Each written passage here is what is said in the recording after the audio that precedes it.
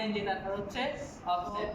তাহলে আমরা জানি সাবজেক্ট যাকে উদ্দেশ্য করে কিছু বলা হয় সেটাকে সাবজেক্ট বলা হয়। আর ওয়াজ হয় আর হচ্ছে যে একটা বার, এগুলা কি বার? টু বি বার। আমি ওয়াজ হয় আর এগুলা টু বি বার না? তো মেইন ভার্বের সাথে কি যুক্ত থাকবে? আইএনজি। তাহলে এরপরে অবজেক্ট থাকলে এটা আমরা ফার্স্ট কন্টিনিউয়াস করব। তাহলে আমরা কিন্তু প্রথম সেন্টেন্সটা দেখো, দা চিলড্রেন, দা চিলড্রেন মানে শিশুদের উদ্দেশ্য করে বলছে। War playing when the giant game। তো এখানে আমাদের উদ্দেশ্য হচ্ছে এখানে আমরা সাবজেক্ট খুঁজে নিব। সাবজেক্ট আছে নি? জি। সাবজেক্টের পর ওয়ার আছে নি? জি।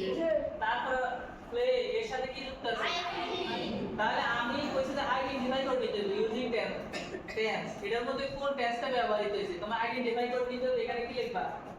এখানে লিখো ফার্স্ট কন্টিনিউয়াস। এটা কি ফার্স্ট কন্টিনিউয়াস। তাহলে তুমি যদি এটা আইডেন্টিফাই করতে পারো কয় মার্ক পাবা? 2 মার্ক। একটা জন্য কয় মার্ক? 2। তোমার থাকবে 5টা, ঠিক আছে? এরপর আবার বলছে for your information we have a menu guide.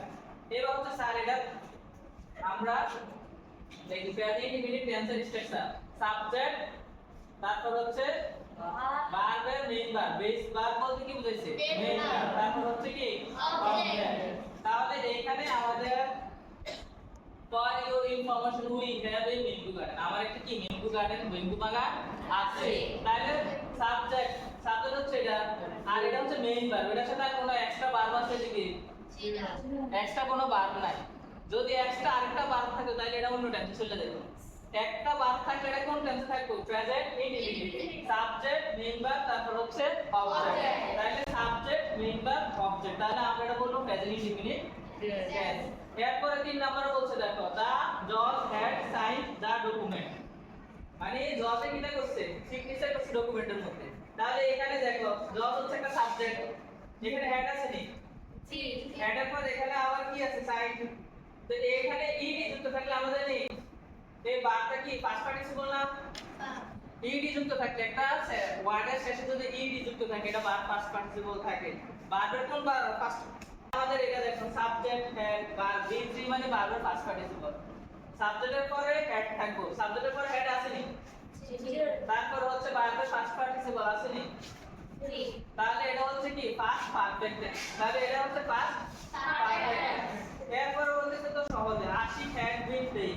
Had been, Ashik হচ্ছে একটা সাবজেক্ট, সাবজেক্টের পরে হ্যাড বিন আর ভার্বের সাথে আইএনজি। তাহলে কোন এই যে পাস্ট পারফেক্ট কন্টিনিউয়াস স্ট্রাকচার হচ্ছে সাবজেক্ট হ্যাড হ্যাজ বিন বা হ্যাড বিন হ্যাজ বিন। ভার্বের সাথে যদি আইএনজি থাকে তাহলে এটা হচ্ছে পাস্ট পারফেক্ট কন্টিনিউয়াস টেন্স।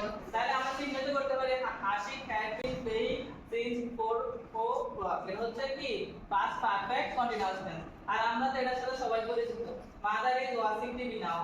আম্মা এখন টিভি দেখতেছে, ঠিক আছে? তাহলে আমরা জানি মাদার মানে কি সাবজেক্ট, সাবজেক্টের পরে ইজ আছে, ভার্বের পরে কি আছে? আইএনজি। তাহলে এটা কোন টেন্স? Present continuous. এটা সবাই জানে এটা হচ্ছে প্রেজেন্ট কন্টিনিউয়াস। তাহলে তুমি কিন্তু সবগুলা কি সেন্টেন্সের মানে সবগুলো সেন্টেন্সের টেন্সগুলো চিহ্নিত করতে পারছো। চিহ্নিত করার পর যে তোমাকে একটা নতুন করে সেন্টেন্স গঠন করতে হবে। যেরকম এখানে the children were playing when the giant game, এখানে তুমি আরেকটা লিখতে পারো the boy were playing in the football. আরেকটা সেন্টেন্স তুমি নিজে ভাবে ওই সাব স্ট্রাকচার দিয়ে আরেকটা কি সেন্টেন্স নিজে গঠন করতে হবে। ক্লিয়ার?